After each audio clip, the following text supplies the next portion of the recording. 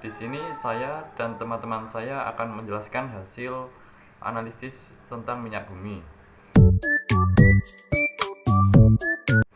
Minyak bumi sering dijuluki sebagai emas hitam, adalah cairan kental berwarna coklat pekat atau gelap yang mudah terbakar, yang berada di lapisan atas dari beberapa area di kerak bumi. Proses terjadinya minyak bumi. Salah satu teori terjadinya minyak bumi adalah teori duplex. Menurut teori ini, minyak bumi terbentuk dari jasad renik yang berasal dari hewan atau tumbuhan yang telah mati. Jasad renik tersebut terbawa air sungai bersama lumpur dan mengendap di dasar laut. Lumpur yang bercampur dengan jasad renik tersebut kemudian berubah menjadi batuan sedimen yang berpori. Sedangkan bintik minyak dan gas bergerak ke tempat yang tekanannya rendah dan terakumulasi pada daerah perangkap yang merupakan batuan kedap. Pada daerah perangkap tersebut, gas alam, minyak, dan air terakumulasi sebagai deposit minyak bumi.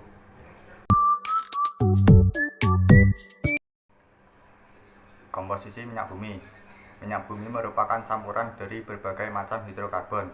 Jenis molekul yang paling sering ditemukan adalah alkana, sikloalkana, hidrokarbon aromatik atau senyawa kompleks seperti aspargena. Gas alam sebagian besar terdiri dari alkana suku terendah C1 sampai C4 dengan metana sebagai komponen utamanya. Selain alkana juga terdapat gas lain seperti CO2, O2, N2, H2S ataupun gas mulia seperti helium dalam jumlah yang sangat sedikit.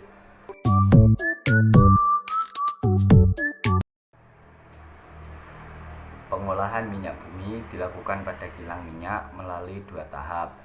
Pengolahan tahap pertama, primary processing, dilakukan dengan cara distilasi bertingkat, dan pengolahan tahap kedua, secondary processing, dilakukan dengan berbagai cara. 1.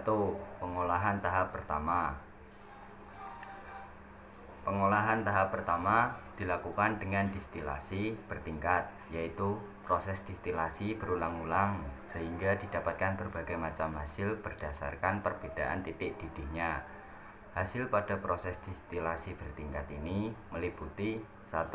Fraksi pertama, menghasilkan gas yang pada akhirnya dicairkan kembali dan dikenal dengan nama LPG atau LPG. LPG digunakan untuk bahan bakar kompor gas dan mobil BBG atau diolah lebih lanjut menjadi bahan kimia lainnya. Fraksi kedua disebut nafta atau gas bumi. Nafta tidak dapat langsung digunakan, tetapi diolah lebih lanjut pada tahap kedua menjadi bensin premium atau bahan petrokimia yang lain. Nafta sering disebut juga bensin berat.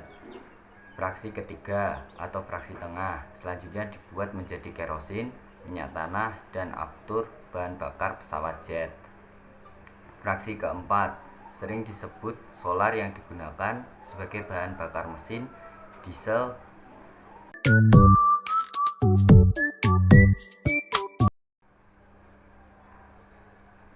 Pengolahan tahap kedua. Pada pengolahan tahap kedua dilakukan berbagai proses lanjutan dari hasil penyulingan pada tahap pertama. Proses-proses tersebut meliputi 1. Perengkahan atau cracking.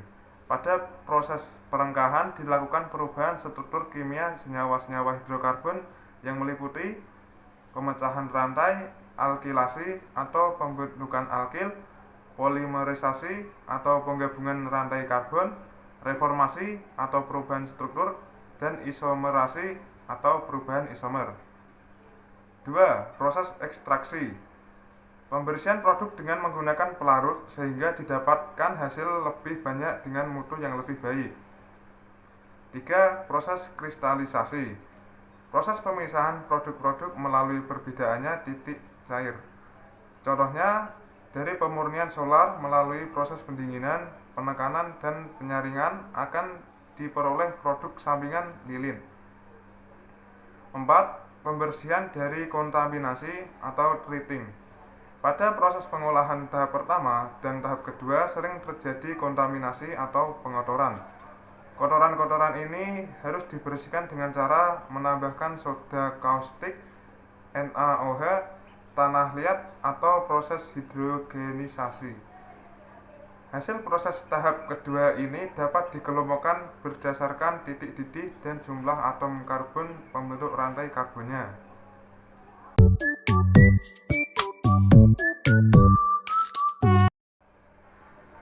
Dampak pembakaran minyak bumi dan gas alam terhadap lingkungan meliputi kabut asap, hujan asam, pemanasan global.